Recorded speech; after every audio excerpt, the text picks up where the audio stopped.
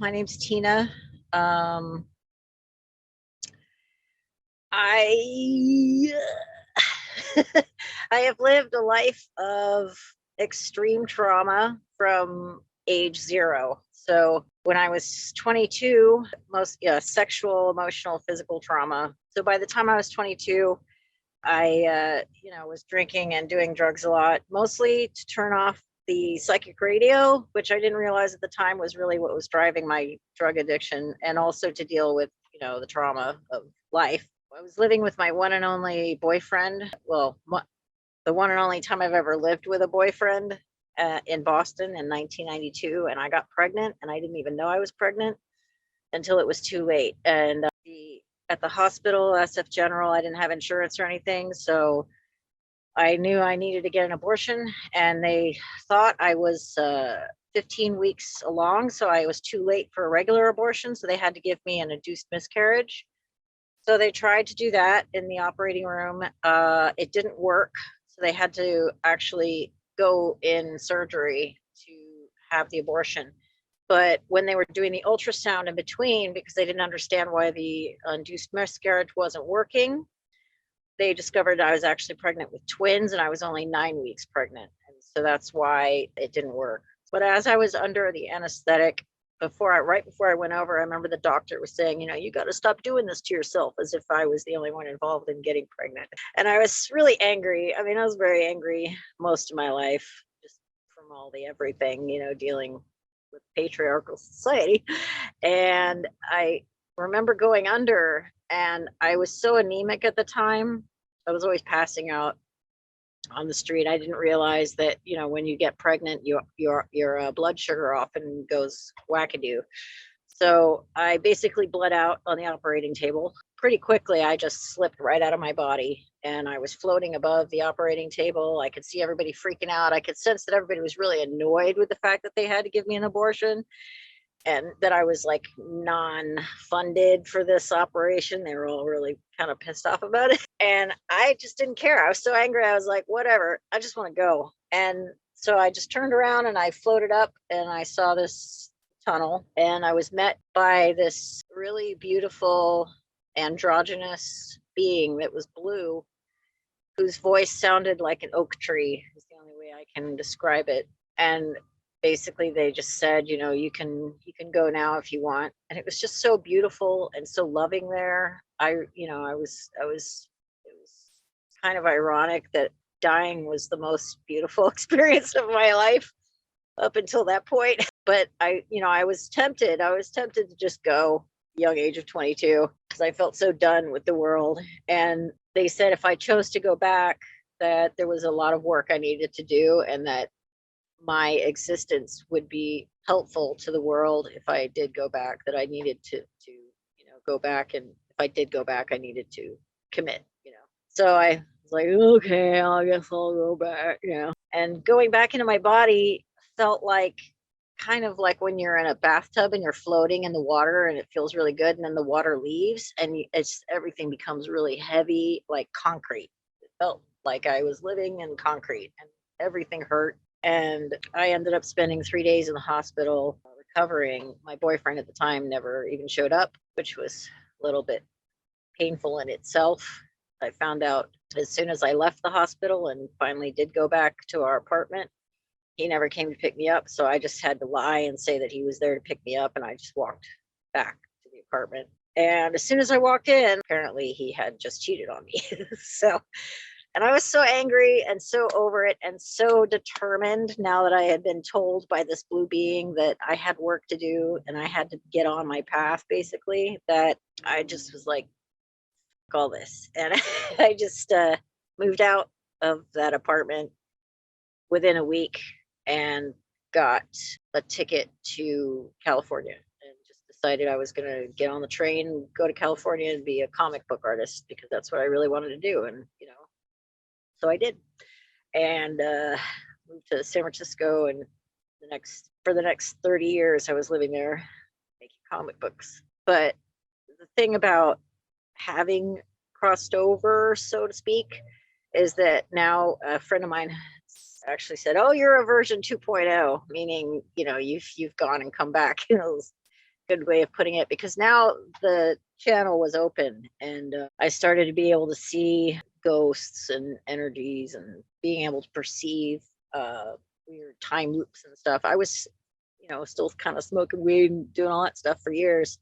I didn't get clean until about 5 years ago, and that's when the psychic radio went full blast. After 2012, I had my whole life just fell apart. I had another relationship that also ended up being very abusive, and I was just done. I was like, I'm just done. If I can't have a relationship that isn't like this, then I'm just not going to have relationships anymore. And I decided to embrace the hopelessness, as the Buddhists say, by just accepting who I was and not trying to make something happen that just wasn't happening.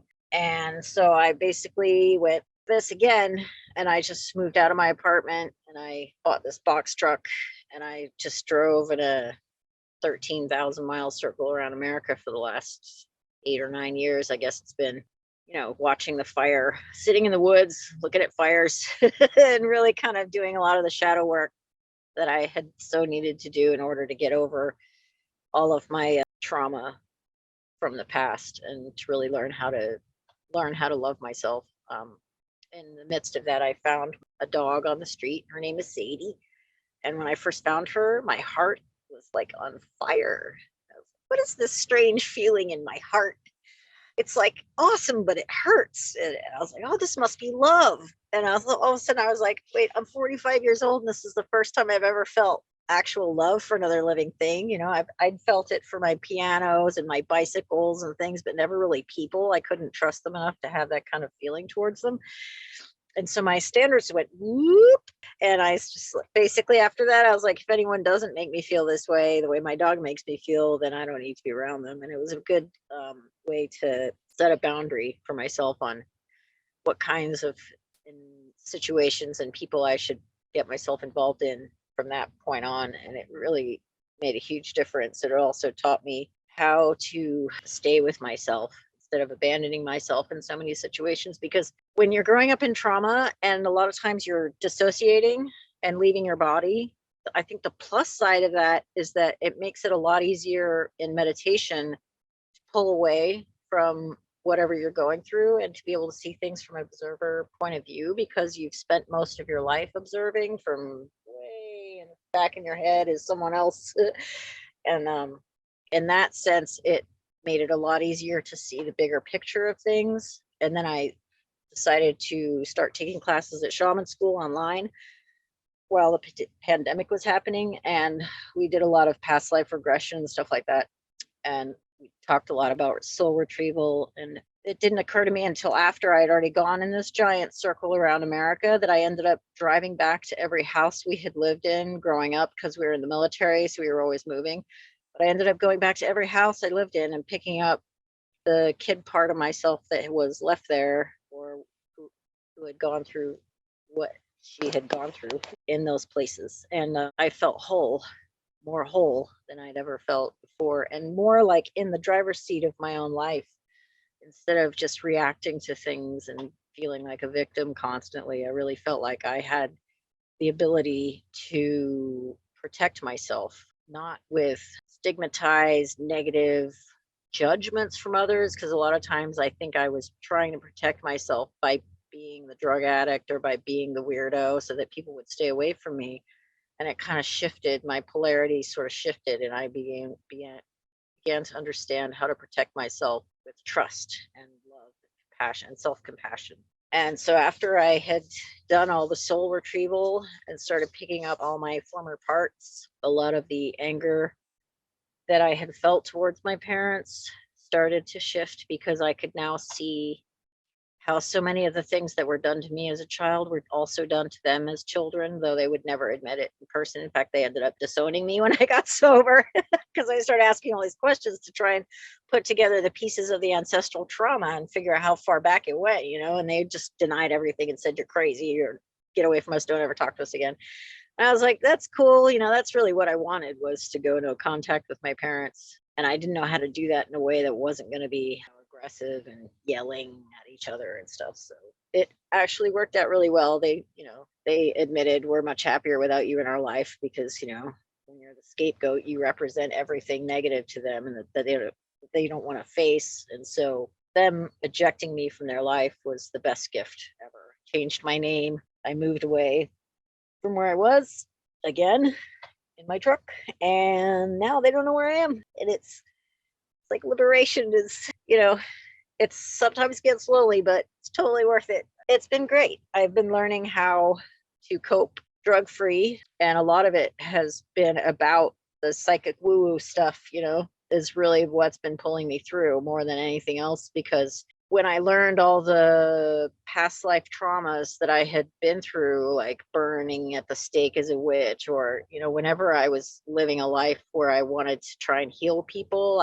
they would then turn on me and the betrayal would happen and then I would be killed for it. Seeing how that was the pattern in my life up until then, it kind of made me really resonate with the theory that most of us in life that are coming into some severe darkness when we're younger and having drug addiction issues and things like that, that we are the shamans of our generation. This is a 100,000-year-old practice. And I always thought that the stuff I was doing out in the woods and talking in the trees was just because I was crazy and weird. But in fact, these were all like actual techniques that go way back, and that most of us that feel dejected from society are in fact the people that can see with both eyes, because we've been on both sides of the fence, as it were. So at one point when I was driving around the country doing my inadvertent soul retrieval, I was standing on I was doing a little ritual in the river across the bank. There's a river in upstate New York. It's called the Mohawk River. And when I was a kid, when I was 10, I used to play on this one side of the river all the time. And out of the side of my eye, I would always see somebody standing on the other side of the river. And I just thought it was like a ghost or something. But whatever it was really comforting. And I used to love to kind of see it. And it was, tell me everything's going to be okay. Don't worry. Just get through this time and you'll be all right. And then when I was back there 30 years later, doing this ritual, I realized I was standing in the exact place where I had always seen the ghost that was telling me everything was going to be all right. And then I realized that my guide was myself from the future. It was like this weird quantum erasure of time, like time just didn't exist. Or that later when I got into Reiki and everything, I realized it was extremely important now for me to go and send all that energy back into my past to complete the loop. And not only to myself, but also to the previous 7 or so generations of women that had been abused before me. Whether or not they choose to accept it, I don't know, but it felt really good to close that karmic cycle, because I no longer am rotating in the same abusive patterns. And it's easier for me to pop out from those experiences when they are happening. And in that sense, it also makes it easier for me to help people cross over when I do find ghosts in my environment. The last house I lived in San Francisco was super haunted.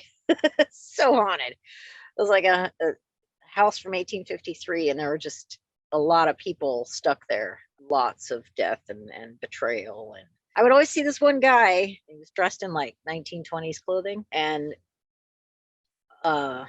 during the 15 years or so that I lived there, there were at least 7 or 8 other roommates who would move in, and then eventually they'd get really depressed. And then as soon as they moved out, they were fine, because his energy was so oppressive. And finally, I decided, because there were so many people in that building, I was just going to do a giant releasing ritual for everybody that was in there.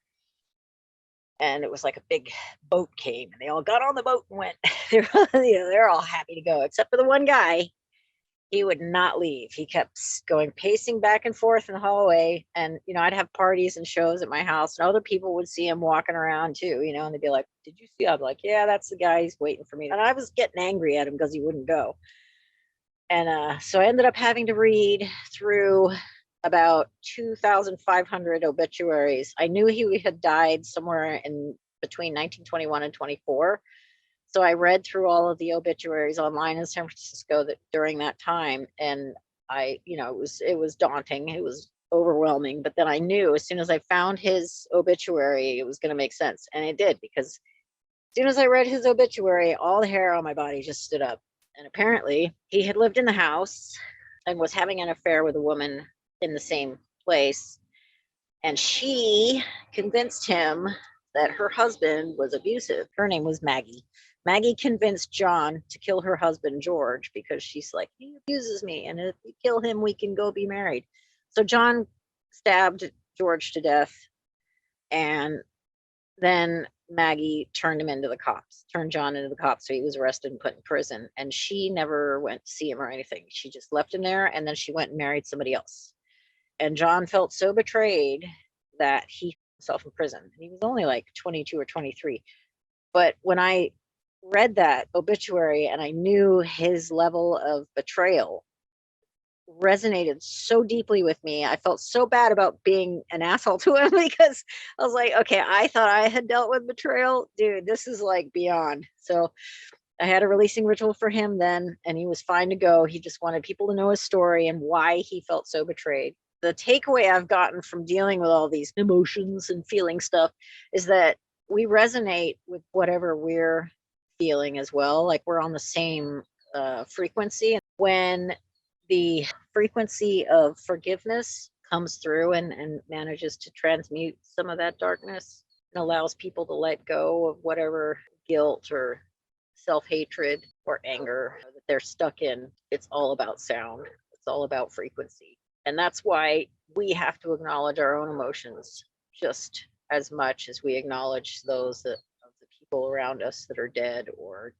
even living. You know, it's really important, I think, to acknowledge everything and just to everyone to have a lot more self-compassion, especially to people who are living with CPTSD, to let go of all those negative thoughts. You can acknowledge them and accept that you feel that way, but you don't need to let it ruin your life. It's like a horse. You got to learn how to ride the rage horse. Because when you ride the rage horse and you get on board and you hold the reins, you can gently guide that energy towards pure joy.